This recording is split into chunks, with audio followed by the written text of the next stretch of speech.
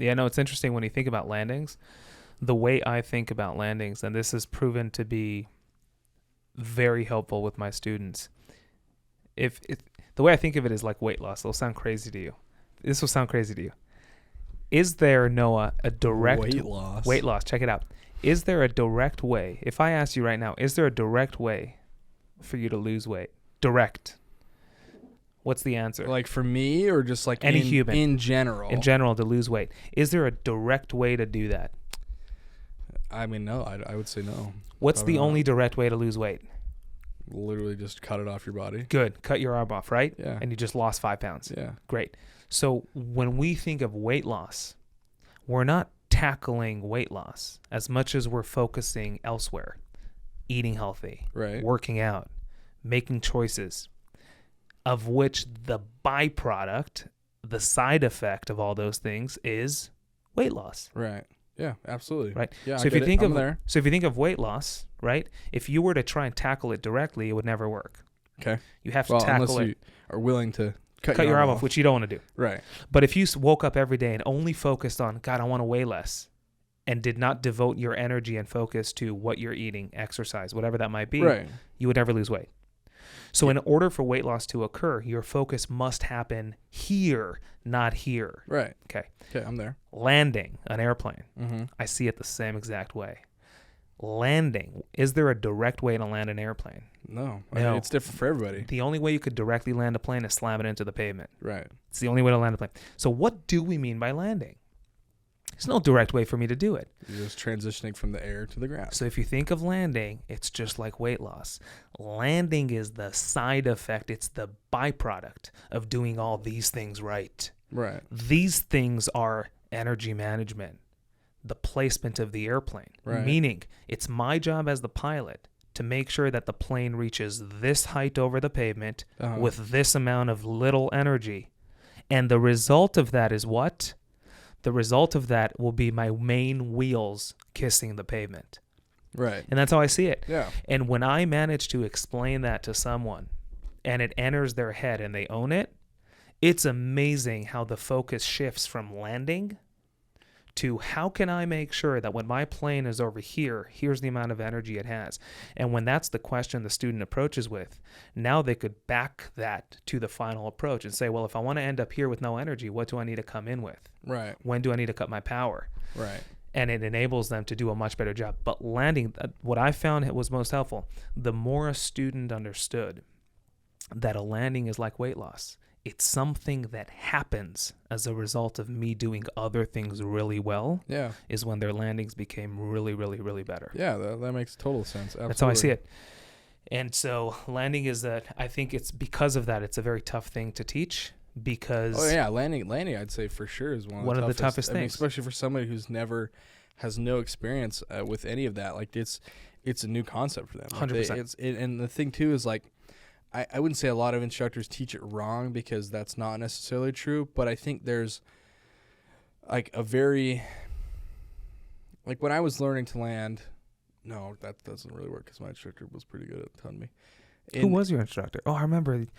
No, it was my primary instructor for private. Okay, I didn't know. Yeah. You know, I already knew how to land when I got my private, or when I came to ATP. But when I'm thinking of like, because I wasn't perfect at landing, but my instructor gave me a few pointers. Like when I would always tell my students, we're not trying to do a whole like transition. It's a transition, but we're not trying to do a whole flare. So I would try to get my students to break their mindset of come in, pull the nose up, right? I would get them to come in and then just level off. Literally just level off. Even if you have to look inside of your instruments, level off. If you're coming in too hot, level off a little earlier and then just let your speed bleed off.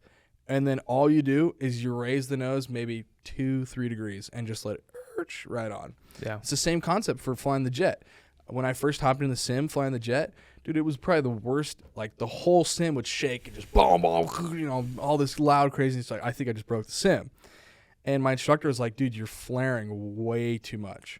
And so the 145, it's kind of it's nose heavy, and so it wants to drop really really fast once you're like way up. So if you And I'd say landing in the jet versus the sim is different, but you come in, you touch down, and you literally, before you touch down, you come in, level off, you cut the power when it says 50 feet, whatever, and all you do, same deal. You bring the nose up 3 degrees, and you just hold it there. Hold it. Hold it there. Wait for the nose, wait for the mains to touch. That's it. You bring in your reverse thrust, but you're supposed to, like, as the nose is coming down, you pull it back so you don't slam onto the ground, because the nose really wants to slam down because it has that center forward of center of gravity, forward center of gravity. Excuse me. Yeah. And each plane is different. Like, I know I was talking to an instructor, the Boeing 777 is a very tail heavy aircraft, so you sometimes have to push the nose down. Whoa. To keep it down. Whoa, that's different. Yeah, it's different. So every plane is different. And so you can't, like, exactly what you're saying, there's not one way to teach a landing. It's different in every aircraft. Yeah. Like that Columbia that I fly with that guy, he comes in like, if I could put how I tell my students into words, he does it perfectly.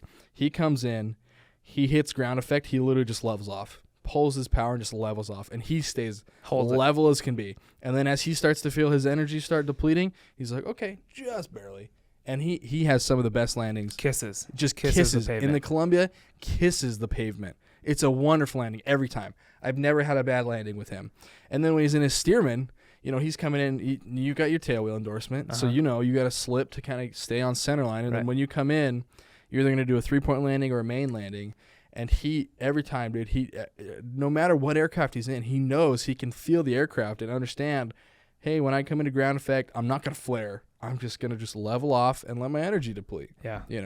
And there's probably some CFIs out there, people that are like, yeah, that's not really a good way to teach it because now you're going to be floating down the runway. Okay, well, why are you floating down the runway? You should be at your speed to where by the time that you pull power and level off, you're going to be losing energy. Do you think ultimately it's about how you teach it, or ultimately about the student walking away being able to do it right? I'd say being able to do it right. Right. No, I don't care about how you learn it. Right. I don't care how you learn it. If you can get to the same result, because going back to what I was saying, there's many ways to skin a cat. You can get to the same result through a bunch of different routes. Same thing with flight training. You can get to the 121 world without having to go to a ATP, UND, get all your flight training. You don't have to go to the regionals to get to the main line. You don't have to go to the 135. You could stay a CFI for the rest of your life and be just as happy. Or you could go to the 121 world and, still be wonderful. I mean, there's so many different things.